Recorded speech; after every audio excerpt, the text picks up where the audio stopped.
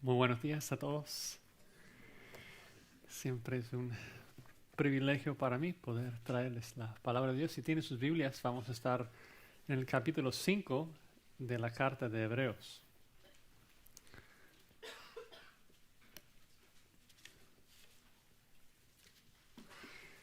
Digamos que hay un pastor ya un poco madurito y le invitan a predicar en una conferencia. Él no pide los detalles acerca del evento porque para él no es tan importante. Él va a predicar a Cristo crucificado y punto. Entonces va a la conferencia, le presentan como un fiel ministro, sube y comienza su prédica. Siendo ya un poco madurito, sus lentes le ayudan a ver sus notas, pero no puede ver tan bien a la audiencia. Y también sus oídos a lo mejor no funcionan tan bien, entonces aunque escuchan unos ruidos raros por allí, piensan que a lo mejor es un teléfono celular, a lo mejor son sus audífonos, sigue predicando. Después de unos 15 minutos va a entrar en la parte fuerte de su argumento y sale del púlpito para hablar con un poco más de urgencia y quita sus lentes para ver a su audiencia y se da cuenta de que está predicando un grupo de discapacitados. Síndrome de Down, entre otras cosas. Obviamente no va a cambiar el contenido del evangelio, no va a cambiar el mensaje, pero regresa al púlpito y comienza a predicar de otra forma, tal vez como si estuviera predicando a un grupo de niños. Ahora, obvio, no quiero en absoluto hablar de forma ligera a los que tienen discapacidades físicas, pero lo que el autor de Hebreos describe en este pasaje que nos toca el día de hoy es algo mayor, en un sentido peor, porque él describe que su audiencia tenía una discapacidad espiritual. Y digo algo peor porque tiene consecuencias eternas. Dice, ya habiendo de ser maestros maduros, después de tanto tiempo, son niños todavía. Es decir, no se han desarrollado como normal. Y esto es grave. Es grave. Y por lo tanto, yo creo que la Biblia nos exhorta con frecuencia a través de esos términos, hablando de niños, porque es algo que comprendemos completamente bien, ¿no? O sea, si nosotros viéramos un niño y se porta como un niño, pues es lo que se espera, ¿no? Es un niño, se trata como un niño. Pero, ¿qué tal si luego volvemos a ver a ese niño, ¿no?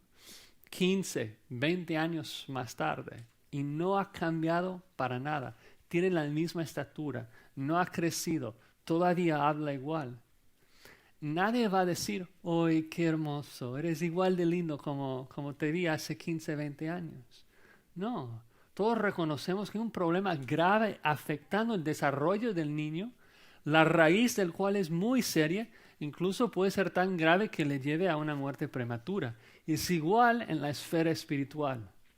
Si una persona profesa ser cristiano, pero nunca crece, nunca pasa de ser niño, es decir, que nunca lleva frutos, esa persona, según el autor de Hebreos, es que no ha sido salvo todavía. Muy importante entonces ese tema del crecimiento espiritual. Y lo bueno es que aunque tal vez no exista un remedio para una discapacidad física, en esa sección de Hebreos 5 Dios nos va a dar receta, las instrucciones que necesitamos para crecer de forma adecuada en nuestro desarrollo espiritual. Ningún cristiano tiene que vivir una vida estancada. Como cristianos, Dios nos ha dado a través de su espíritu todo lo que necesitamos para crecer, para ser transformados hacia la imagen de Cristo Jesús. De hecho, como ya mencioné, eso es lo que demuestra que somos cristianos. Cada cristiano crece. Dicho de forma negativa, no existe cristianos que no crecen, ¿no? Entonces, llegando al final de este año, yo pensé, qué precioso que Dios nos da un pasaje así. No sé ustedes, pero cuando llegamos al fin de año, yo creo que es un tiempo de reflexión para muchos de nosotros, ¿no? A lo mejor no vamos a tomar así resoluciones mundanas, pero sí, como cristianos yo creo que es un buen momento, como debemos a través de todo el año, pero de forma especial ahora, pensar en este año pasado, reflexionar sobre las cosas que hicimos mal, sobre las cosas que hicimos bien, y pedir que Dios nos ayude para glorificarle más en el próximo año. Yo me hago la pregunta, ¿no? ¿Yo soy más como Cristo hoy que hace un año? Y si no, ¿qué puedo hacer para crecer más? ¿Qué puedo hacer para buscar más a Dios en este nuevo año? Poner unas metas, unos retos, como escuchamos la semana pasada, como leer la Biblia en su totalidad en el 2014. Está muy bien, ¿no? Y pienso, yo por lo menos, que la primera cosa que debe estar en la lista de todos nosotros en este año es: quiero crecer más, quiero avanzar más hacia la madurez espiritual, quiero que Dios me transforme más hacia la imagen de Cristo para darle mucha gloria en este próximo año. Entonces, en esta mañana quisiera ver un poco acá en Hebreos 5 dos elementos cruciales en el desarrollo espiritual que nos ayudarán a crecer hacia la madurez. Dos elementos cruciales. El primero es aplicar continuamente. El segundo es avanzar continuamente. Aplicar y avanzar. Así que si tienen sus Biblias, vamos a leer nuestros pasajes que se encuentran en Hebreos 5, los versículos del 11 al versículo 3 del capítulo 6. Hebreos 6, 11 al 6, 3. Así dice la palabra de Dios. Acerca de esto tenemos mucho que decir y difícil de explicar, por cuanto os habéis hecho tardos para oír. Porque debiendo ser ya maestros después de tanto tiempo, tenéis necesidad de que se os vuelva a enseñar cuáles son los primeros rudimentos de las palabras de Dios. Y habéis llegado a ser tales que tenéis necesidad de leche y no de alimento sólido. Todo aquel que participa de la leche es inexperto en la palabra de justicia porque es niño. Pero el alimento sólido es para los que han alcanzado madurez, para los que por el uso tienen los sentidos ejercitados en el discernimiento del bien y del mal. Por tanto, dejando ya los rudimentos de la doctrina de Cristo, vamos adelante a la perfección, no echando otra vez el fundamento del arrepentimiento de obras muertas, de la fe en Dios, de la doctrina de bautismos, de la imposición de manos, de la resurrección de los muertos, del juicio eterno. Y esto haremos si Dios en verdad lo permite. Así que el primer punto, si nosotros queremos crecer y llegar a la madurez espiritual, primero tenemos que aplicar la verdad de Dios continuamente. Aplicar continuamente. Y bajo este punto, la necesidad de aplicar continuamente, el autor identifica dos problemas, dos fallos que su audiencia tenía en cuanto a la aplicación. El primero que menciona es que ya no querían escuchar. Tenían un problema de oído. En particular, tenían oídos perezosos. Oídos perezosos. Observan ahí en el versículo 11. Dice, acerca de esto tenemos mucho que decir y difícil de explicar por cuanto os habéis hecho tardos para oír. Ahora, para comenzar, a lo mejor tenemos que tomar un paso o un versículo atrás, porque comienza el versículo diciendo acerca de esto. ¿Acerca de qué es la pregunta? Bueno, si regresamos un versículo a Hebreos 5:10, dice de que Cristo fue declarado por Dios sumo sacerdote según el orden de Melquisedec. Y eso es uno de los temas, los puntos más importantes de este libro, tratar de explicar a los judíos cómo es que Jesucristo, que era del linaje de Judá, pudo funcionar como sacerdote, rey sacerdote, como lo fue Melquisedec.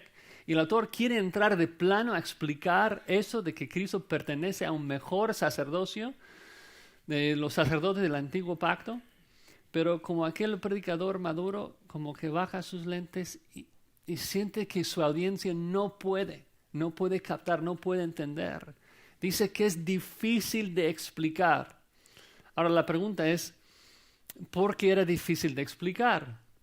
A lo mejor uno diría, bueno, es que es una doctrina complicada, profunda, compleja. Dice, el sacerdocio de Melqui. ¿Quién es este? ¿Cómo es esto? Y parece a lo mejor que la razón por la cual es difícil de explicar es porque es un tema complicado y el autor como que no sabe cómo expresarlo con la precisión necesaria.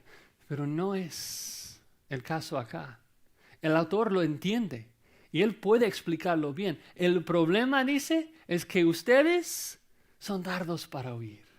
Ustedes son niños no capaces de entenderlo. Ustedes son la razón por la cual yo no puedo explicarlo.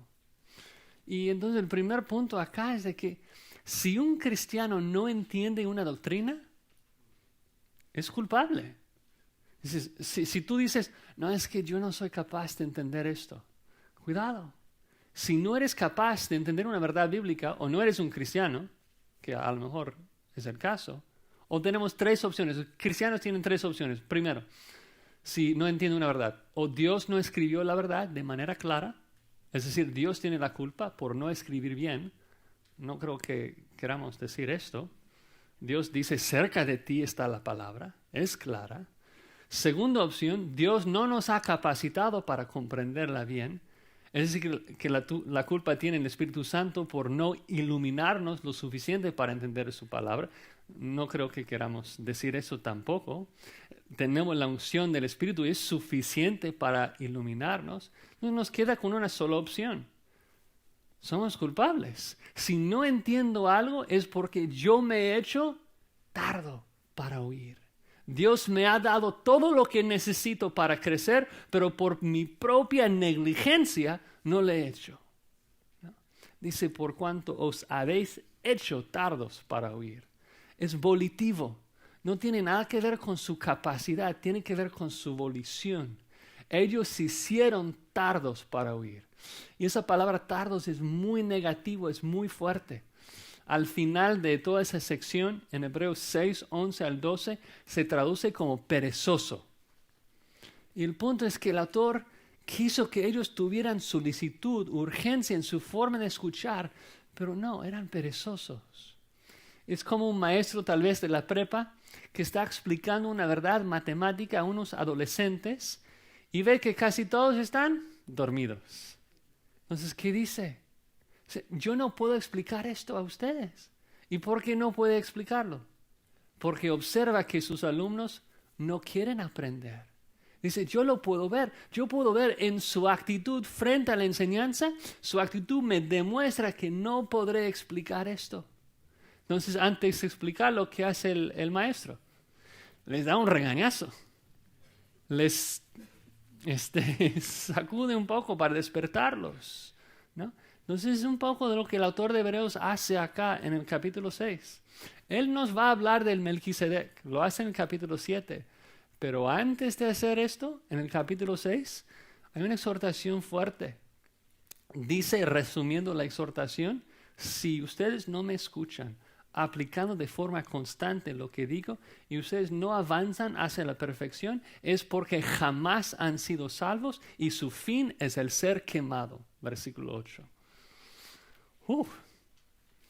Ahora tiene nuestra atención.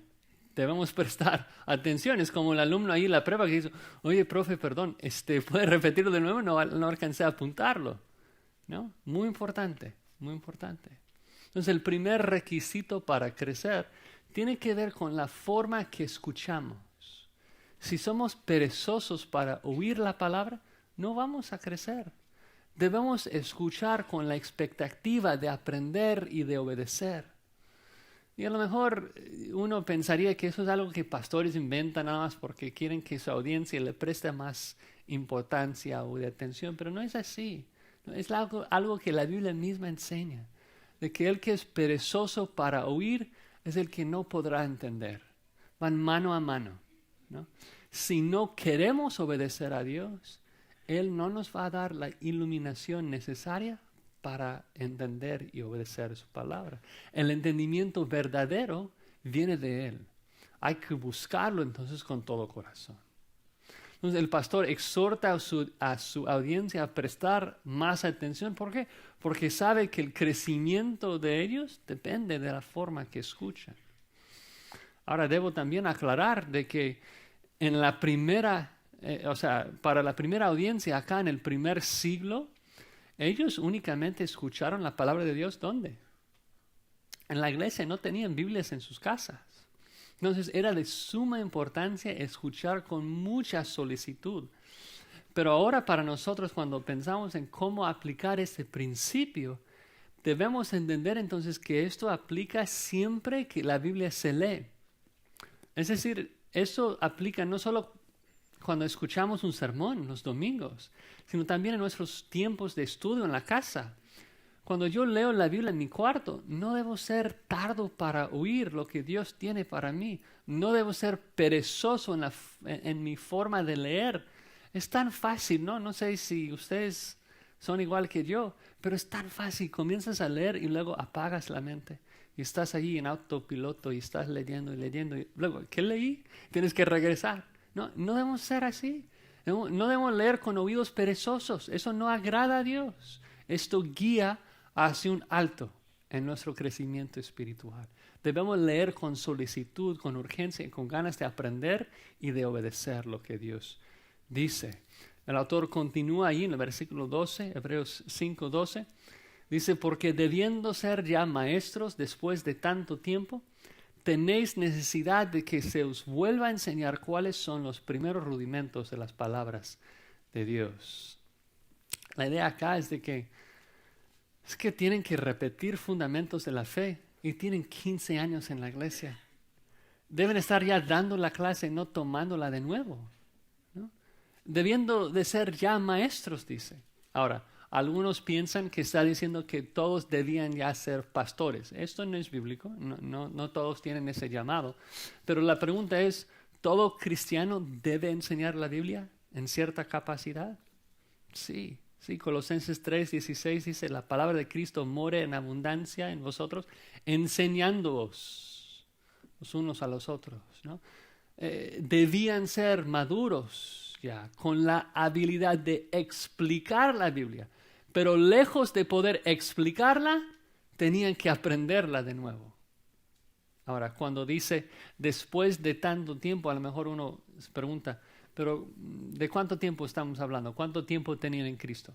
Bueno, no se sabe exactamente, pero la carta probablemente fue escrita unos 35 años después de Pentecostés.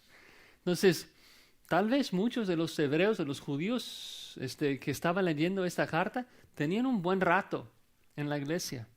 Y la condenación es, aunque deben estar explicando la verdad, necesitan ser enseñados de nuevo.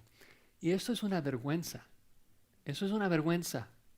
Repetir una clase trae vergüenza. Si un niño tiene que repetir un grado, le da pena, ¿no?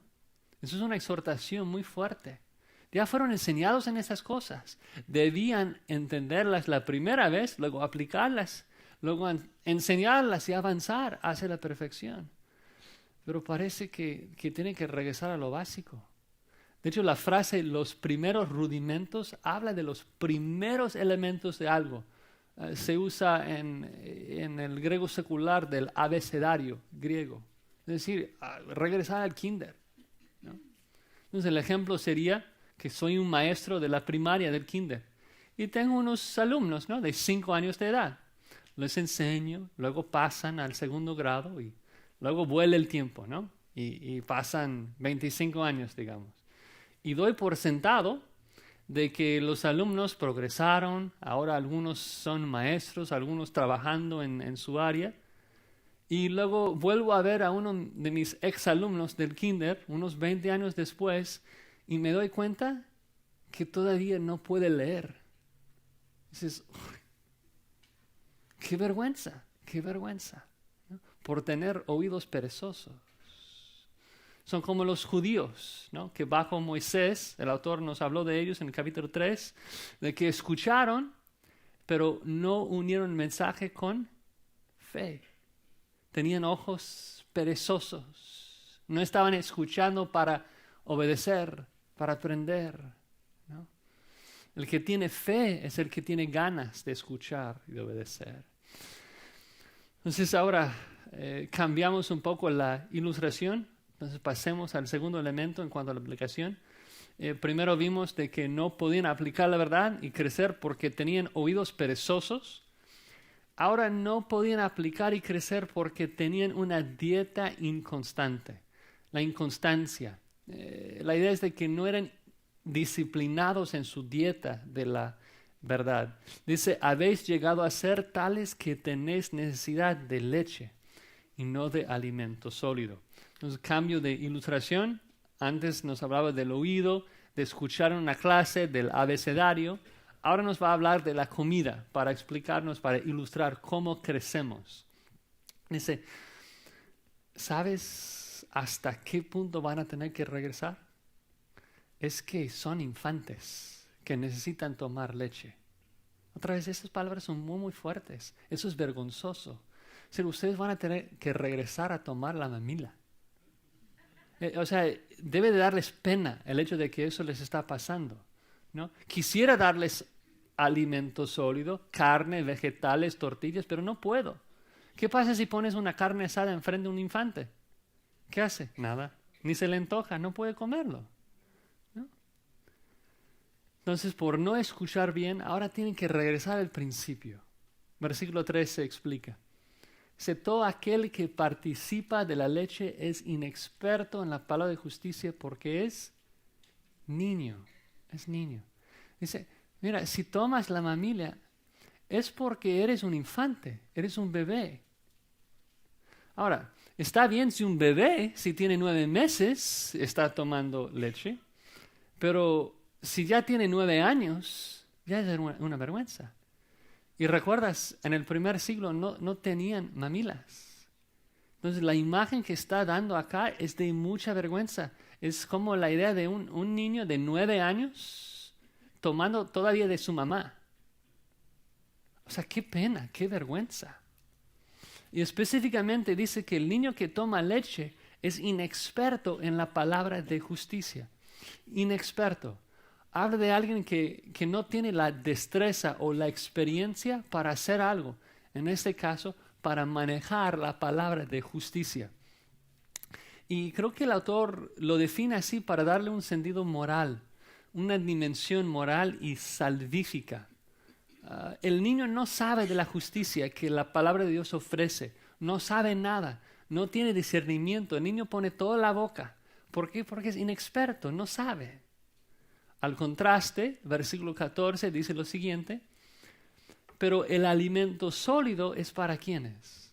Para los maduros, para los que han alcanzado madurez, para los que por el uso tienen los sentidos ejercitados en el discernimiento del bien y del mal. Entonces, el alimento sólido, en contraste a la leche, es para los maduros. Y la clave es la explicación. Entonces, ¿cómo es que llegamos a la madurez? ¿Cómo es que llegamos a ser maduros? El autor lo dice, lo explica. Dice que los maduros son, por definición, los que por el uso tienen los sentidos ejercitados en el discernimiento del bien y del mal. Entonces, hay varios elementos ahí en esa definición. Primero, observen que dice que sus sentidos están ejercitados a través del uso. Las Américas dice a través de la práctica. Y habla de constancia, de la disciplina de hacer algo constantemente. Llegas a ser maduro comiendo todos los días, ¿no? Una dieta constante. Disciernes entre lo bueno y lo malo y comes lo bueno. El niño no. El niño no tiene discernimiento.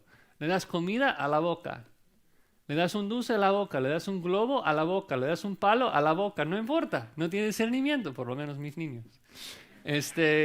Comen de todo, ¿no? Y es igual en la esfera espiritual, ¿no? Pero el punto es que en la esfera física, un bebé no se queda como bebé. ¿Por qué? Porque a través del tiempo el bebé poco a poco discierne. Eso sabe bien, eso sabe mal. Eso se puede comer, esto no, ¿no? Entonces a través del tiempo madura. Ya no todo a la boca.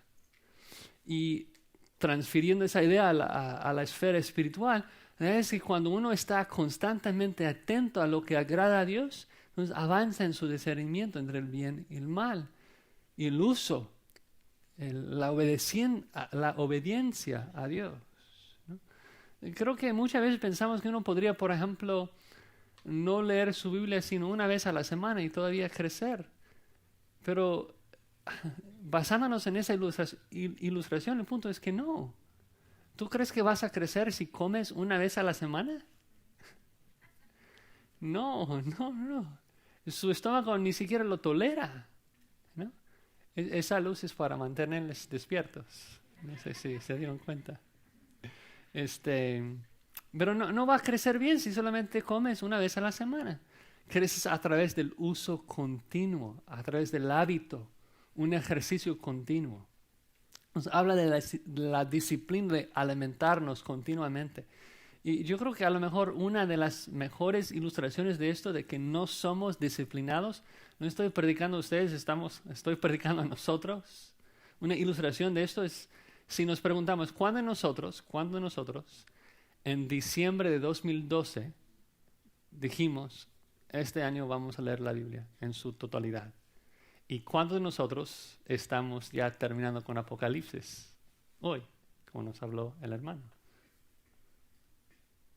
Muchos de nosotros ni siquiera leemos todo el Nuevo Testamento, que sería máximo 4 minutos diarios.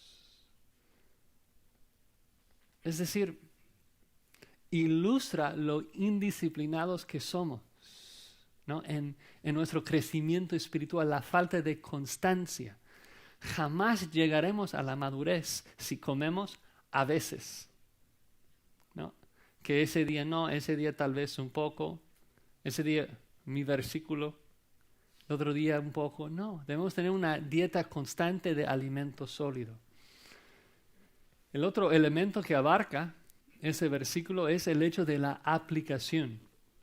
No, yo creo que muchas veces pensamos que uno podría aprender y aprender y aprender y seguir aprendiendo sin aplicar lo que está aprendiendo. Y no es así. Uno jamás llegaría a la madurez espiritual así. No dice que por el oír uno llega a la madurez, sino por el uso, por la práctica, discerniendo entre el bien y el mal. Yo creo que la mejor ilustración de esto es de un médico, ¿no? Porque muchas veces pensamos que en la esfera cristiana espiritual es como así, de que hay un doctor. El doctor estudia años y años y años y años sin aplicar lo que está aprendiendo. Aprende de la biología, de muchos temas, y luego, después de aprender todo, comienza a practicar, comienza a aplicar lo que aprendió y tratar a los pacientes. Y pensamos que a lo mejor es igual en la esfera cristiana. De que, bueno, voy a aprender del arrepentimiento, voy a aprender de la fe y del bautismo y todo esto. Y luego tal vez en unos años, después de aprender más, me bautizo. Es decir, sigo aprendiendo y luego lo voy a aplicar. Mentira, mentira, no podrás. No podrás aprender bíblicamente si no aplicas lo que Dios te está enseñando hoy. Vas a tener que repetir, vas a reprobar. Si tú escuchas la enseñanza que damos, nada más es una ilustración, pero escuchas la enseñanza bíblica de que cada creyente debe bautizarse y luego no llenas la aplicación para tomar la clase y ser bautizado, estás demostrando que no aprendiste la lección. El bautismo tiene que ver con ¿qué? Con la obediencia a Cristo. Y si no lo haces, demuestras que no aprendiste la lección. Jamás podrás avanzar y edificar sobre lo básico si no obedeces. Es parte del aprendizaje bíblico. Entonces, en resumen, la audiencia original no crecía. Y no crecía porque no estaba aplicando las verdades de Dios con constancia. No eran disciplinados en la aplicación, haciéndolo constantemente. Y las dos áreas que marcó era, uno, de que eran perezosos en el oír y inconstantes en su uso. No escucharon con atención y no comían con constancia. Así que nosotros pensamos un poco en la aplicación. Si queremos aprender de verdad la lección, debemos escuchar con atención, debemos aprender con constancia. Obvio, el verdadero aprendizaje está conectado a la obediencia, ¿no? Ahora el punto 2, entonces. Si queremos llegar a la madurez espiritual, debemos avanzar continuamente. El primer punto fue el de aplicar constantemente. Ahora también el hecho de avanzar constantemente. Debemos tener un hambre insaciable de la verdad. Nunca debemos estar satisfechos con lo que somos. Debemos siempre tener el anhelo de avanzar y avanzar más hacia la imagen de Cristo. Nunca debemos estar cómodos con nuestro nivel de santificación. sino siempre querer y anhelar ser transformado más. Siempre buscar cómo puedo ser más conformado hacia la imagen de Jesucristo. Entonces, capítulo 6, versículo 1, hay de avanzar continuamente. Dice, por tanto, dejando ya los rudimentos de la doctrina de Cristo, vamos adelante a la perfección. Dice, por tanto, es decir, si solo maduramos cuando ejercitamos nuestros sentidos con el uso, pues vámonos, hay que hacerlo. Y es un poco interesante, pero se acaba de regañar a su audiencia. Acaba de decir a su audiencia, es que tienen que empezar de nuevo, tienen que empezar de ceros, necesitan leche. Pero luego dice, pero ¿sabes qué? Hay que avanzar, no puedes tomar leche toda su vida. Hay que dejar ya los rudimentos e ir hacia la perfección. Si queremos llegar al punto de poder digerir el alimento sólido y madurar, pues hay que avanzar. Tenemos que dejar la leche, por decirlo así. Entonces, dice, de un lado, me parece que necesitas leche todavía, pero de todas formas es que necesitan madurarse. Entonces, por lo menos unas papas, o sea, introducir un poco del alimento sólido a la dieta. Tenemos que avanzar, ¿no? Tenemos que avanzar hacia la perfección. Ahora, la palabra allí, dejar, es muy fuerte. A veces se traduce como abandonar. Pero quisiera aclarar algo antes de llegar a la frase. Porque la leche en sí no es algo mala, ¿no? Es necesario para infantes. Es un buen fundamento. Pero el punto es esto de que el autor no está diciendo, repito, el autor no está diciendo que ya no debemos pensar en las cosas básicas de la fe cristiana como el arrepentimiento, la fe, el evangelio. Que son cosas básicas para niños. Ya no pensamos en el evangelio. No. Está diciendo que debemos avanzar en nuestro entendimiento y edificar sobre estas cosas. Entonces, cuando dice, dejando ya los rudimentos de la doctrina de Cristo, que debían dejar el abecedario, el punto no es, ya olviden sus letras. No, o sea, uno no va a olvidar el abecedario, pero tiene que avanzar en su entendimiento, de usarlo para edificar y aprender más. Debían usar lo que aprendieron y avanzar en su aprendizaje. Esto es muy importante porque luego cuando define lo que es, o sea, la base, los rudimentos de la doctrina de Cristo, lo define como arrepentimiento, la fe, la resurrección, el juicio. Entonces no puede estar diciendo, ya deja de pensar en la resurrección, eso es para infantes, eso es para niños. No puede estar diciendo esto, pero sí madurar en nuestro entendimiento de la resurrección, añadir, agregar más a lo que sabes, aplicando, obedeciendo y viviendo más a la luz de que un día seremos todos resucitados. Otro ejemplo podría ser el evangelio, ¿no? Obvio, jamás debemos parar de pensar en el evangelio, pero tampoco debemos estar estancados y solo pensar en lo mismo y no avanzar. Debemos estar buscando y descubriendo nuevas facetas de la belleza del evangelio constantemente y no siempre ver lo mismo. Yo creo que como ilustración, a lo mejor es una de las razones por las cuales si vas a ciertas iglesias y ves que la gente realmente no crece, es que todos los domingos, todos los sermones que reciben, lo mismo. El mismo mensaje del evangelismo. No están profundizando en las verdades bíblicas. Entonces, obvio, está bien hablar del evangelio, pero si solamente tomamos lo mismo, a lo mejor no vamos a avanzar tan rápido, ¿no? Hay que edificar sobre lo fundamental. Por eso dice, vamos adelante a la perfección. La perfección en el contexto es implícito, que se refiere a lo que iba a decir de Melquisedec, no avanzar en su entendimiento. Debemos aprender lo básico, claro, pero luego lo ponemos en práctica y aprendemos más. Obvio, nunca olvidando lo básico. Pero el punto es que si vamos a llegar a terminar con la materia, solamente llegas al final del curso si avanzas. Y en el original la palabra perfección habla de esto, ¿no? De ser completo, de llegar al final. Si vamos a acabar con la preparatoria, debemos aprender las lecciones del kinder y luego la primaria y luego la secundaria y avanzar.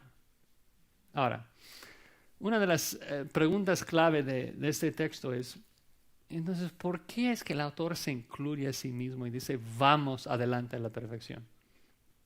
¿Por qué el autor se incluye? ¿Como que él también es niño? ¿O cómo es esto?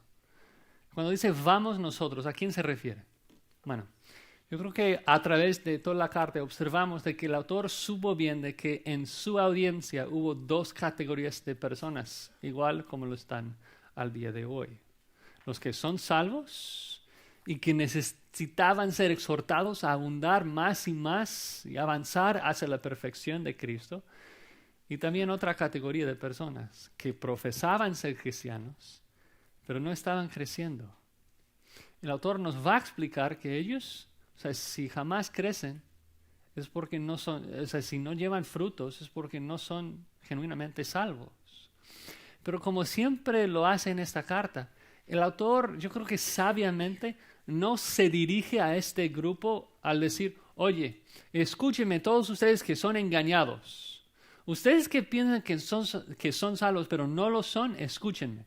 Pues, ¿quién le escucharía? Nadie, porque el engañado, por definición, no sabe que es engañado.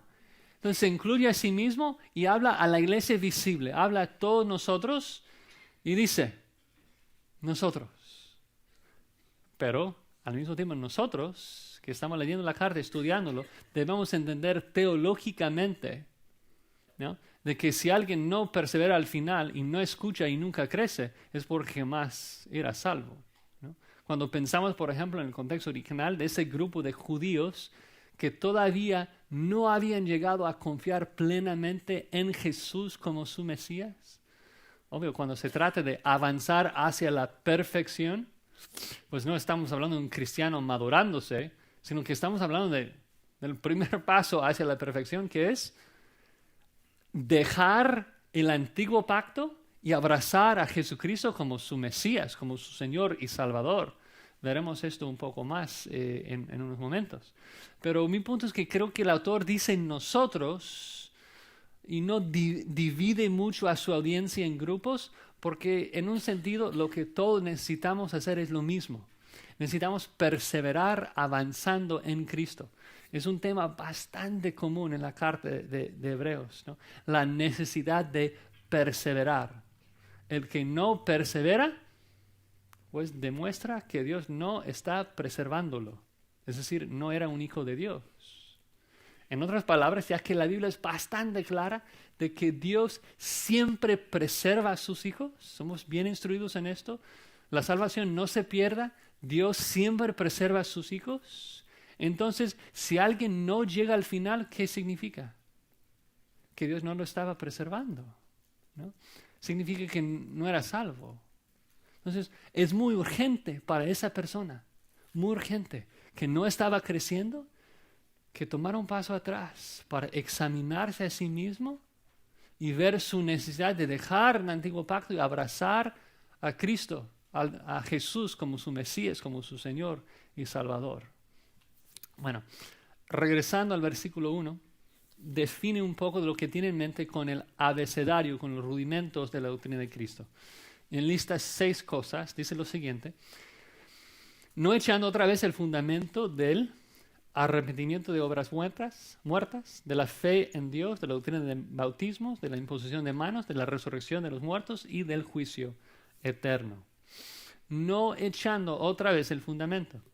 Es decir, claro que hay que poner el fundamento, pero luego edifica sobre el fundamento. No vale estar siempre trabajando en el fundamento, no tiene sentido. Y el fundamento de la doctrina de Cristo, según Dios, tiene que ver con esas 6 cosas. Ahora, no es una lista exhaustiva, es una lista representativa para el primer siglo: arrepentimiento, fe, bautismos, imposición de manos, resurrección y el juicio. Entonces, quiero ver las 6 cosas rápidamente, verlos individualmente y luego pensar en la lista como un todo. Primero, arrepentimiento de obras muertas.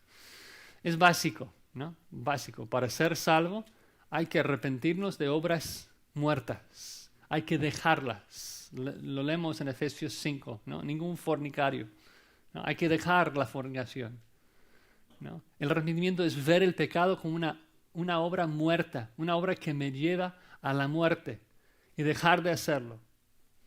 Luego la fe en Dios, que es confiar y creer en Dios. Otra vez es algo básico que se enseña desde Génesis 3, desde Génesis 15, ¿no? La salvación es por fe, no por obras. ¿Y qué es fe? Bueno, nos va a hablar mucho de la fe en Hebreos 11.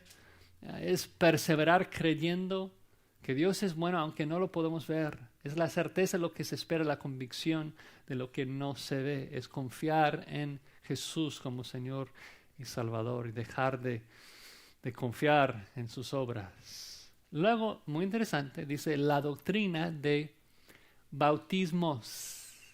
Es plural y vamos a hablar de esto en unos momentos, pero es muy interesante que es plural. De hecho, ni siquiera es la palabra normal que se traduce como el bautismo. Entonces, parece que está hablando de limpiezas o de lavamientos que hacían entre los judíos, o por lo menos contrastándolos con el verdadero bautismo, pero es plural. Recuérdalo, vamos a necesitar esa información en unos momentos. Luego dice la imposición de manos. En el primer siglo observamos esto mucho, en particular con los apóstoles, ¿no? De que pusieron las manos sobre un grupo y luego la gente recibe el Espíritu Santo o algún don como Timoteo. Ellos vivían en el primer siglo, los apóstoles estaban todavía trabajando, entonces todo eso seguía en pie en aquel tiempo. Luego dice la resurrección de los muertos. Otra vez es básico. Todos los muertos serán resucitados. Jesucristo dice, los que hicieron lo bueno saldrán a resurrección de vida. Y los que hicieron lo malo a resurrección de condenación. Todo ser humano será resucitado. Finalmente el juicio eterno, de que habrá un juicio. Todos serán resucitados para estar frente a Dios. Dios es justo y Él va a dar una sentencia eterna a favor o en contra de cada ser humano. Eso es una idea más o menos de los 6 elementos. Ahora la pregunta es pensar un poco en la lista como un todo. ¿Por qué escogió esas 6 cosas? Y creo que algo notorio en la lista es de que las cosas parecen ser necesariamente judías y no necesariamente cristianas. En particular cuando pensamos en lavamientos. Como que, ¿por qué eso está en la lista de una cosa fundamental para el cristianismo? Entonces, si pensamos en la lista, arrepentimiento. ¿Hubo arrepentimiento en el Antiguo Pacto? Claro, básico. Fe en Dios. ¿Eso existía en el Antiguo Pacto? Claro, Hebreos 11 es una lista de gran héroes de la fe del Antiguo Pacto. Luego, lavamientos. Lavamientos son más judíos que cristianos. La imposición de manos. A lo mejor pensamos un poco en los apóstoles, pero esa frase ocurre mucho en el Antiguo Testamento, hablando de la forma que impones las manos sobre los sacrificios. Luego, la resurrección y el juicio, obviamente, son también temas muy comunes en el Antiguo Pacto. Entonces, sí nos damos cuenta de que son principios, o sea, forman el fundamento del cristianismo, pero en particular parece que le da un toque muy judío, como que el fundamento del cristianismo tiene que ver mucho con el Antiguo Pacto. Y creo que parte del punto es que un judía podía afirmar esas 6 cosas y todavía no haber llegado a la perfección de Cristo, todavía no haber llegado a la salvación, ¿no? En las palabras de Jesucristo, el sembrador siembra, la planta brota, el fundamento ya está. ¿Pero eso significa algo? No, porque a lo mejor no tiene raíces. Vas a saber cuando sale el sol. Luego veremos si se quema o si produce frutos, ¿no? Y eso es algo que el autor hace a menudo de describir a una persona con palabras como que casi idénticas a una persona genuinamente salva, pero como al borde. Porque así es alguna gente que viene a la iglesia y da la apariencia a lo mejor al inicio de que llegaron a la fe, llegaron a la salvación, pero luego si se apartan es porque no eran. De hecho, si continuamos en el capítulo 6, Hebreos 6, llegando al versículo 4, escuchen bien la descripción acá que el autor da de un apóstata. Dice, porque es imposible que los que una vez fueron iluminados y gustaron del don celestial y fueron hechos partícipes del Espíritu Santo y asimismo gustaron de la buena palabra de Dios y los poderes del siglo venidero y recayeron, sean otra vez renovados para arrepentimiento. O sea, es un iluminado, gusta del don, participa del Espíritu, pero si luego regresa al mundo, dice no podrá ser salvo. Y muchos dicen, ajá, ahí está, la salvación se pierde entonces. No, es que no le dieron bien. Es que la descripción es de una persona que casi llegó. Fue iluminado, participó de las bendiciones de la iglesia, pero ¿dice que fue salvo? ¿Dice que fue justificado? No. Al contrario, entonces el autor a propósito describe a la persona así, casi idéntica a una conversión auténtica, para mostrarnos que uno se puede engañar. Muchos llegan cerca, pero si no perseveran, entonces no eran. Porque Dios siempre preserva a sus hijos. Él es fiel para perfeccionarnos. Como dice Juan, si salieron de nosotros, ¿por qué salieron? Porque no eran. Entonces el punto es que si alguien no crece para nada y luego sale de la iglesia, no es de que era salvo y luego perdió su salvación. Imposible. Entonces está demostrando la importancia de avanzar. Si te quedas en las cosas fundamentales y básicas del cristianismo, pero nunca avanzas y nunca creces, el autor dice algo terrible. Es porque no has sido salvo todavía. Y no es tan fácil como los arminianos dicen. Dice, bueno, pierdes la salvación, luego lo encuentras. Luego lo pierdes, luego la encuentras. No es una obra humana tan fácil de perder y de ganar. Es una obra divina. Y si estás en la iglesia años y años y años y todavía no has sido salvo, hay que hacerlo hoy. No, mañana, ¿quién sabe lo que puede pasar? ¿No? Entonces, parece que el autor no está regañando fuerte a su audiencia a perseverar, a mostrar solicitud. Pero ¿con qué motivo? Interesante. Porque el autor parece que estaba convencido de que la mayoría de su audiencia era salva. Solo que quiso como despertarlos, exhortarles fuertemente para que avanzaran más y que demostraran que el Espíritu Santo estaba obrando en ellos. De hecho, si seguimos leyendo y llegamos al final de nuestra sección, en el versículo 9, Hebreos 6:9, que cierra el argumento un poco, nos da el motivo de la exhortación, dice lo siguiente, Hebreos 6:9.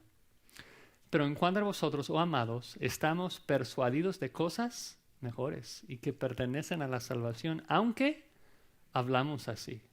Porque Dios no es injusto para olvidar vuestra obra y el trabajo de amor que habéis mostrado hacia su nombre, habiendo servido a los santos y sirviéndoles aún. Pero ¿por qué estaba regañándonos tanto? El 11.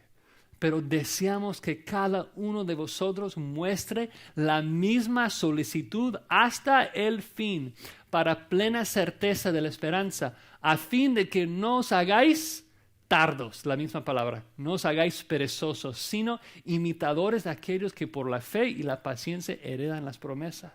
Dice, yo quiero que ustedes tengan certeza de su esperanza, de la seguridad de su salvación. Por eso te estoy regañando. ¿No? Porque quiero que no se hagan perezosos, quiero que avancen hacia la perfección, probando que el Espíritu Santo está trabajando en ustedes. Eso es lo que nos llena de certeza cuando avanzamos hacia la perfección. Y observen que dice que está persuadido que lo iban a hacer. ¿Por qué?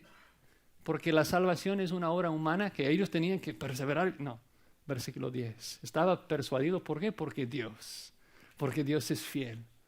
La seguridad de nuestra salvación está en sus manos, ¿no? Él siempre preserva a sus hijos. Pero nosotros tenemos que perseverar al final, en particular del sermón. Entonces, versículo 3, Hebreos 6:3, dice, y esto haremos si Dios en verdad lo permite. Ahora, ¿a qué se refiere con eso? Esto haremos. ¿Qué haremos? Bueno, tal vez yo les perdí explicando un poco esas 6 cosas, pero si tomamos un paso atrás y analizamos la oración otra vez, eso es lo que el autor dijo. Dejando ya los rudimentos, vamos adelante a la perfección. Luego define los rudimentos y dice, esto haremos. Bueno, ¿qué haremos?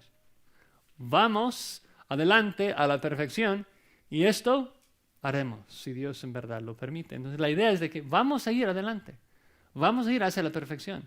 Es decir, juntos yo les voy a hablar de Melquisedec y vamos a avanzar. Ustedes van a aprender, vamos a llegar al fin. Y creo que esta interpretación se comprueba cuando continuamos leyendo. ¿Por qué?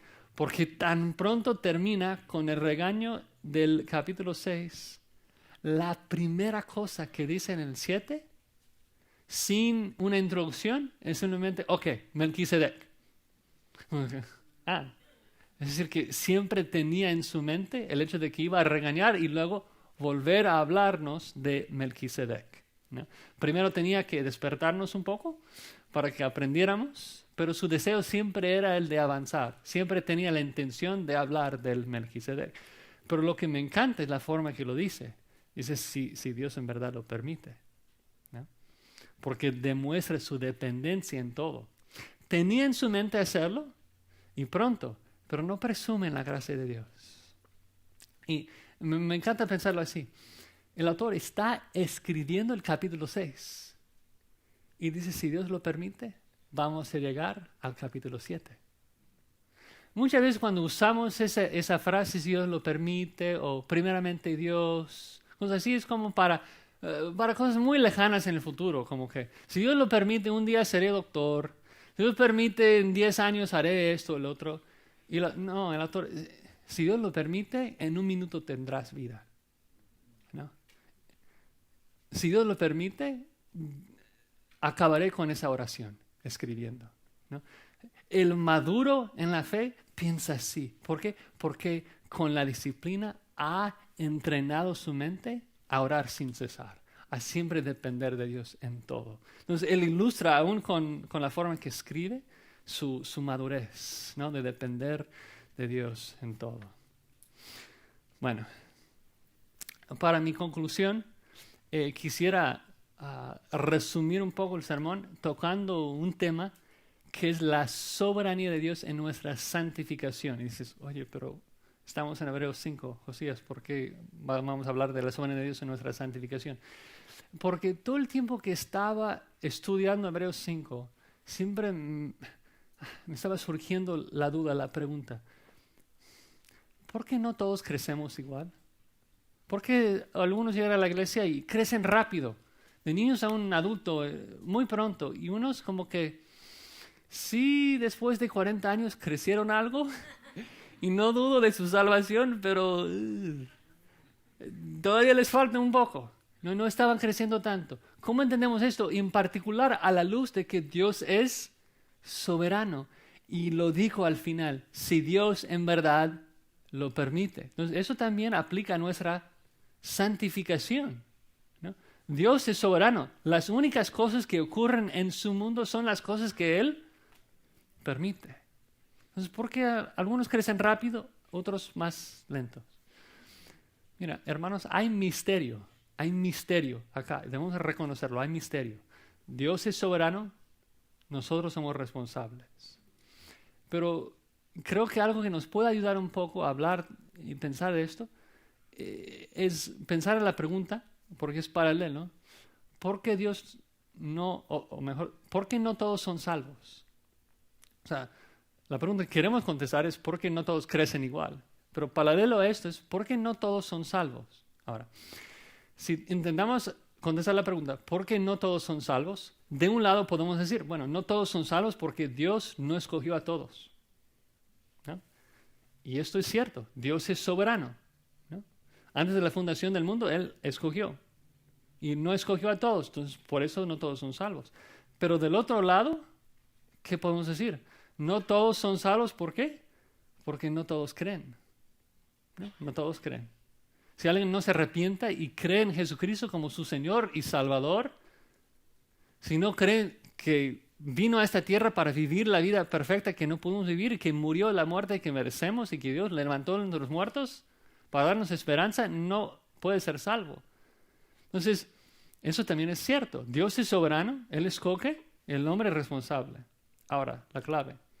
Si alguien no llega al cielo, ¿quién tiene la culpa? ¿Dios o el hombre que rechazó? El hombre que rechazó. De hecho, otra ilustración es la esfera física, ¿no? ¿No? Y creo que por eso la ilustración de la leche sirvió tan bien, ¿no? Si uno dice, ok, entiendo la soberanía de Dios. Antes de la fundación del mundo, Dios determinó el día que yo iba a morir. Lo escribió en su libro. ¿Eso es cierto? Sí. Da paz. Amén. Creemos en la soberanía de Dios. Pero si tú dices, ok, entonces ya está determinado, no importa lo que yo hago, y luego no comes y no bebes agua, no bebes nada, te puedo garantizar que Dios ha determinado de que vas a morir dentro de una semana. ¿Por qué? Porque tienes la responsabilidad. Dios no te va a poner comida en la boca. Dios es soberano, pero tú eres responsable para hacerlo. Entonces, si nos preguntamos, ¿por qué no creces tan rápido como quisieras? Podemos decir, de un lado, porque Dios así lo ha determinado.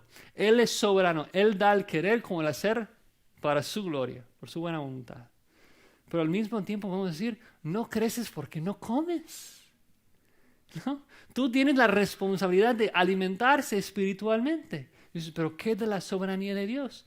Bueno, esa es la parte buena. Si comes bien y creces, es porque Dios te hizo crecer y de Él es toda la gloria. Si no comes y no creces, de ti es toda la culpa, ¿no? ¿Por qué? Porque Dios nos ha dado todo lo que necesitamos para crecer. Así funciona. Y lo que el autor nos dijo es que si no crecemos, es porque no aplicamos, continuamente escuchando y obedeciendo, y porque no estamos avanzando.